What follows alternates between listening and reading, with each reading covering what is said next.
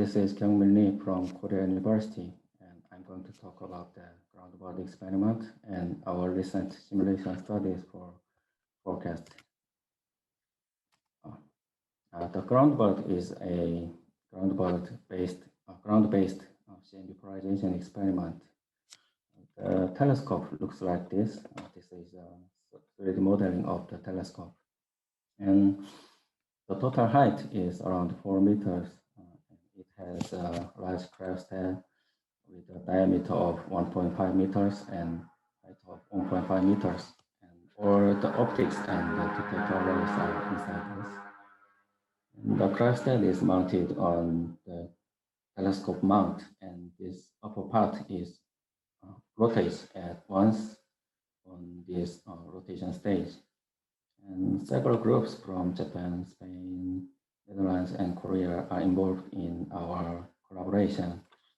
And we started the studies for telescope development in 2011, and the telescope is installed at Tate Observatory at 2019. And from this, we are running the commissioning runs currently.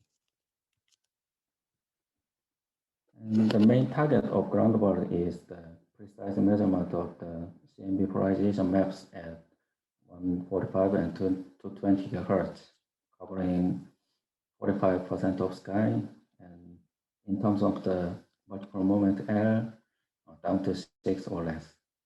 Using this data, we will constrain the cosmological parameters such as R and tau related to the CMB polarizations. Currently, we are concentrating on tau because our sensitivity is not sufficient to constrain R with the current detector setup. And the first feature of GroundBIRD is the continuous rotation scanning. The upper part of the telescope rotates up to 20 RPM. We do this to suppress on-orbit noise from the atmosphere or acceleration or deceleration of the periodic motions. And the telescope observes the rings by its rotation, and by combining with the Earth's rotation, we can observe about 45 sky of the full sky in one day. Next is the cryogenic optics. One set of crossed dragon dual reflector are in the cryostat inside the 4 Kelvin shield. It is cooled down to 4K to reduce the thermal noise from the surface of the reflectors. Next is the focal plane. We use kinetic inductance detector array working at 250 millikelvin. Left figure shows the design of the focal plane, and it has 7 modules, and each has 23 pixels with single polarization antennas. And antennas are coupled with a hemisphere lens, as you can see in this figure. And the detector array is under development by Deacon and SM groups. The observation site is Tate Observatory. It is on the Tate Mountain on Tenerife in Canary Islands of Spain. It is in northern hemisphere, of course, and at 28 degrees north, and the altitude is 2,400 meters. The telescope has been installed in a VSA ground shield just next to the Kyoto experiment.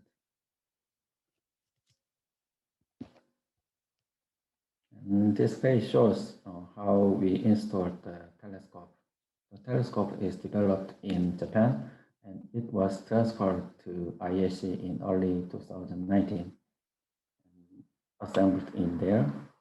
And in September 2019, we installed the rotation table first, and then the cryostat. And the right clip shows the cooling and rotation test at 20 RPM. we got the first light from the moon during the commissioning runs. The spikes in left figure are the signals from the moon. In this observation, we used 2 RPM as shown in this clip. So the signals appear not so frequently in this data. And this is the reconstructed image of the moon. We used 20 RPM in this data, and the beam width of our telescope is 0.6 degrees. So this image is a convolution of the moon and our beam. And we are using the moon observation data for pointing calibration and the detector gain calibration.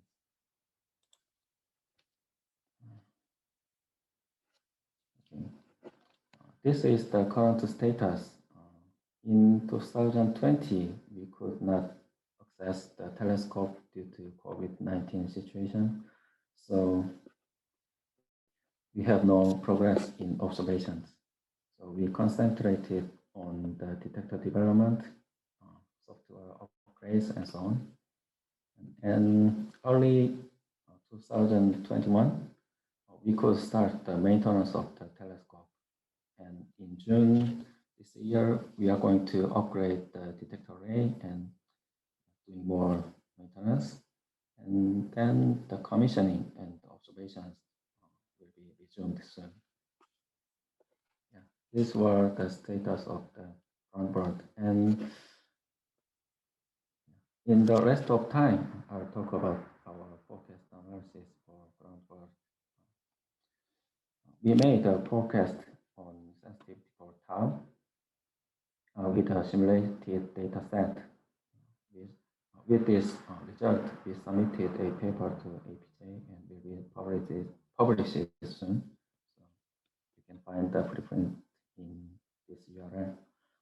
Anyway, we analyzed 2 cases. First one is the GroundBIRD data or with a synchrotron template.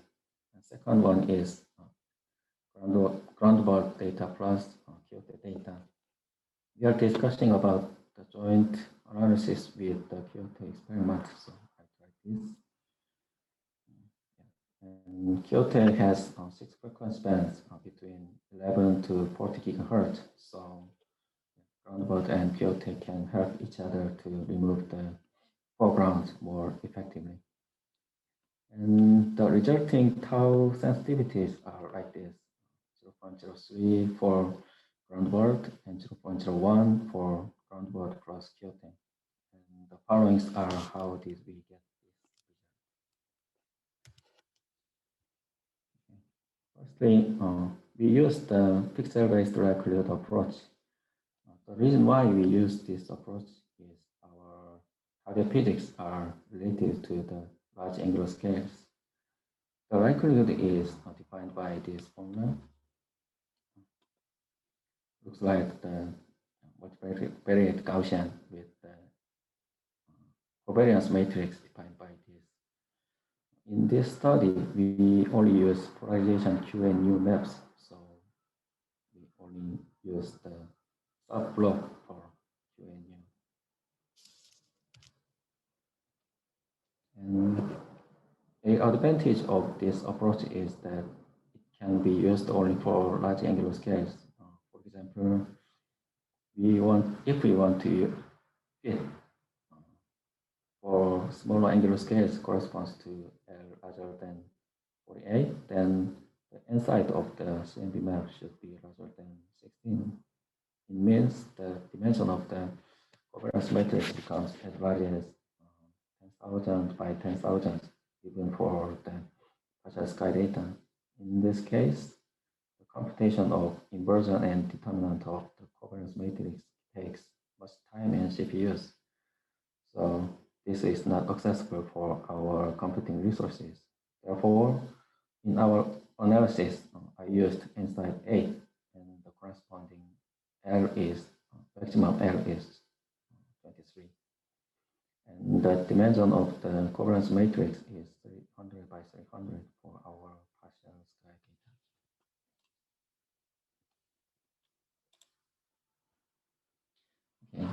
These are the setup I used for our simulations. For the focal plane, the current design is used. One module with 23 detectors are assigned for 220 GHz, and 6 modules with 138 detectors are assigned for 145 GHz.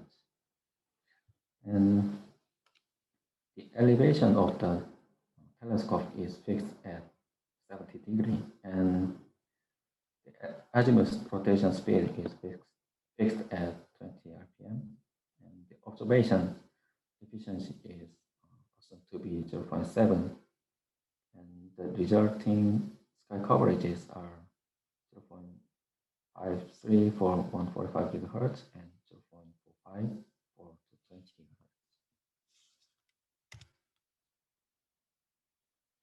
Okay. This is how we made the input maps for the likelihood analysis. First, we simulate the input maps. For CMB, we use CAMP to get the analytical angular power spectra and use SynFast to synthesize the maps from the angular power spectrum. One in this figure, one realization of the CMB is shown.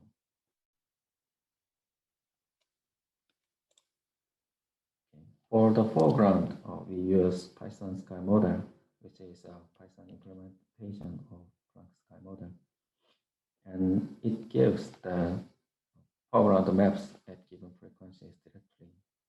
And we use only the polarization maps, so only synchrotron and dust foreground are included.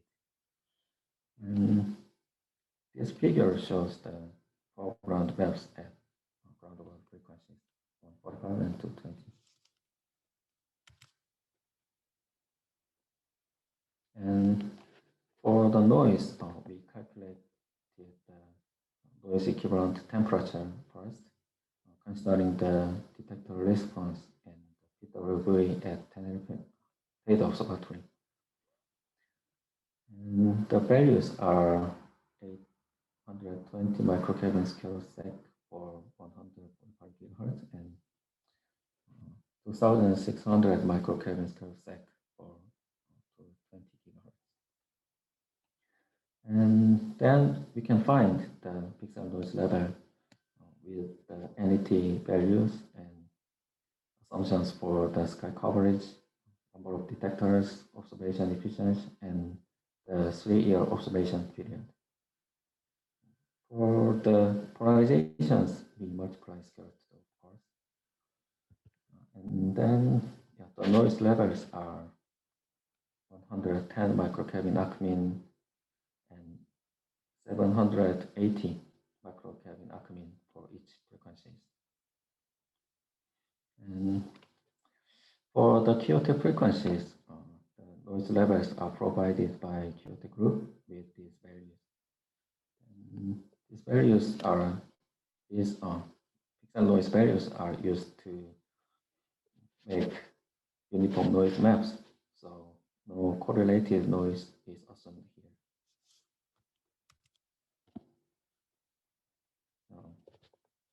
And we wanted to see the effect of the map-making residuals in our analysis. So we started from the TOD, and to obtain TOD, we simulated the observations by considering the rotation of the telescope and the Earth, and we added the white noise and one-over noise in this data. Here we used fNE of 0.1 Hertz. And then with this, we obtain the TOD, and then we run the destriping and map-making to remove the slow drift, including one-over noise, using MADAM. And as a result, we could produce the frequency maps. This process seems trivial, but it is not, because This wrapping process produces the map-making residuals. It originates from the incomplete baseline estimation, depends on the input parameters of MADAM. So we cannot avoid this, and it will be a source of systematics.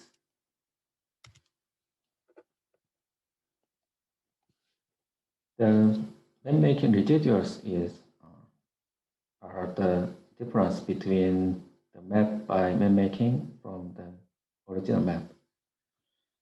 And this component is dominated by monoverb noise. And the figures show the example of one-day map-making residuals for polarization maps. And the values seem much larger than CMB polarization signals, but it is scaled down with square root time as white noise does. So if we observe for 3 years, then it will be much smaller than this.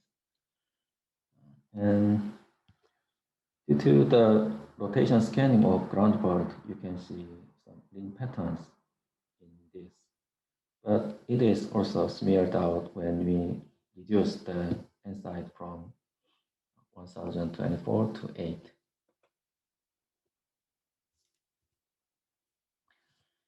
And we repeat the fitting for 10,000 different realizations in this analysis to get the ensemble distribution of the parameters. However, running map-making for all the 10,000 realizations will take very long time. So we separate the components into the fixed ones over the ensemble and the changing ones over the ensemble. First, the foreground. The foreground depends on the frequency, so it is fixed over the ensemble. And the CMB and noise should be changed for each realization.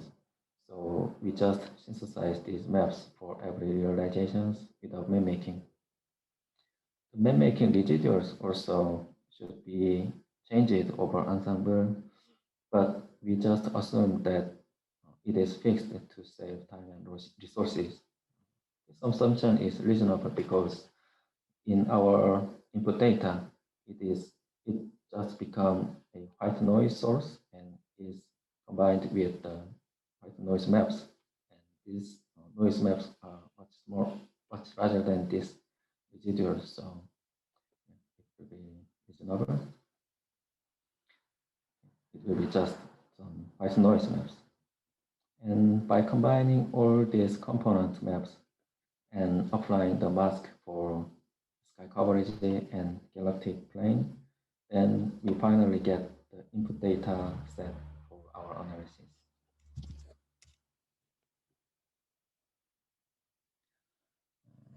And the first step of our analysis is foreground cleaning.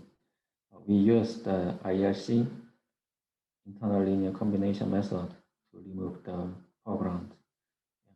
I will skip the details, but one point is that with the foreground frequencies 145 and 220 kHz, the synchrotron cannot be removed effectively. And this figure shows the EE power spectra by components after foreground cleaning with GroundBIRD frequency maps. We can check that the foreground, dust foreground shown in green curve is mostly suppressed by IRC because the sky maps at these frequencies are dominated by the dust foregrounds. Now it is much smaller than the CMB EE spectrum. And we can find the synchrotron is not sufficiently removed, and the residual of synchrotron shown in orange curve, its amplitude is comparable to the CMB signals, and the noise level of combined map is expected to be 400 boundary microkelvin shown in this purple line, and the map-making residuals shown in this red line. Seems like a white noise in this plot, especially for the large angular scales. So we can predict that the map-making residuals behave like the white noise at this level of at the level of around 50 microkelvin Acmin.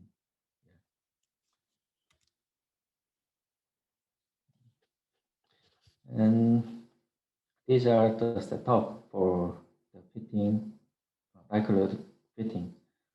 We use the two cases, as I said before, the GroundBIRD or with the 30 gigahertz map as a synchrotron template, and GroundBIRD plus QT frequencies. QT has 6 frequencies, so in total 8 frequencies are used.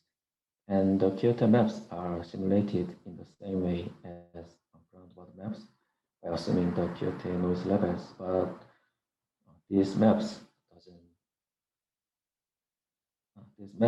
do not include the map-making residuals by considering all such effects are included in the noise level.